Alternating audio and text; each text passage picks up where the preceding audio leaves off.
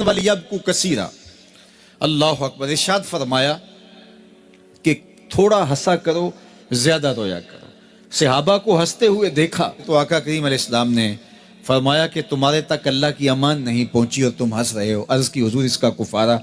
تو فرمایا اس کا کفارہ یہ ہے کہ جتنا ہنسے ہو اتنا ہی تمہیں رونا پڑے گا۔ میں اور آپ ذرا اپنی زندگی پر غور و تدبر کریں، ہماری زندگی میں ہنسنا زیادہ ہے یا رونا زیادہ ہے؟ سویر سے لے کر شام تک کہے زیادہ ہیں، ٹھٹھے زیادہ ہیں، مذاق زیادہ ہیں، لطیفے زیادہ ہیں، یا عبرتیں زیادہ ہیں؟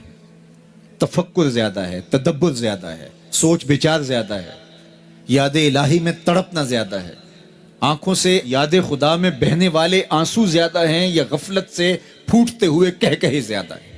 مجھے اور آپ کو اپنی زندگی کا ضرور محاسبہ کرنا چاہیے۔ ٹھٹھوں سے، مذاق سے ہماری مجلسیں بھرپور ہوتی ہیں۔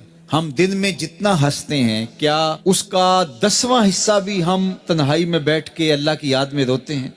اگر ایسا ہے تو مبارک ہو، اور اگر ایسا نہیں ہے تو اللہ سے آنسو مانگو، اللہ سے درد مانگو، اس کی یاد میں رونا مانگو، اس کے ذکر میں تڑپنا مانگو، اس کی محبت میں بے تابیاں مانگو، آنسو مانگو، سسکیاں مانگو، تڑپنے پھڑکنے کی توفیق دے، دل مرتضی سوز صدیق دے۔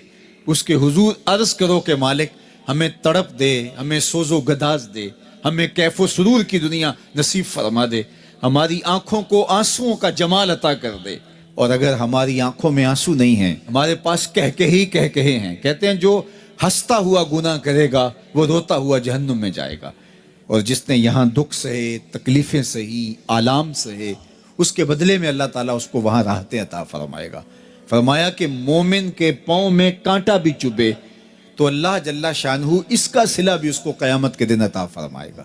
تو یہ جو تفکرات ہیں، یہ جو دکھ آتے ہیں، یہ جو تکلیفیں آتی ہیں، مصائب آتے ہیں، مشکلات آتی ہیں، اذیتیں ہمیں پہنچتی ہیں، تو اس پر صبر کرنا چاہیے اور اللہ کا شکر ادا کرنا چاہیے کہ ہم ان مصائب سے گزر رہے ہیں، ان مشکلوں سے گزر رہے ہیں۔ اور اگر کسی شخص کی زندگی میں دکھ ہے ہی نہیں، سوکھی سوکھ ہیں، تو پھر وہ سمجھے کہ وہ فتنے میں مبتلا ہے۔ اس لیے زندگی کے اندر یہ آنے والی تکلیفیں، زندگی میں ملنے والے دکھ، اذیتیں، یہ اللہ تعالیٰ کی طرف سے ہمارے اوپر ایک انعام ہے، اور اللہ تعالیٰ جل شانہ اس کے بدلے میں ہمیں آخرت میں صلہ عطا فرمانے والا ہے۔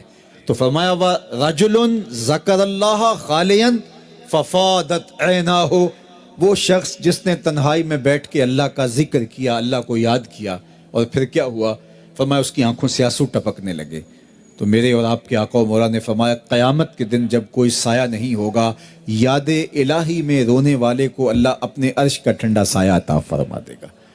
تو یہ رونا بہت بڑی دولت ہے، یہ بہت بڑی سعادت ہے۔ کسی کی 30 سال، کسی کی 40 برس، کسی کی 50 سال، کسی کی 60 سال زندگی یہاں موجود لوگوں میں سے کسی کی اس سے بھی زیادہ اور کسی کی کم۔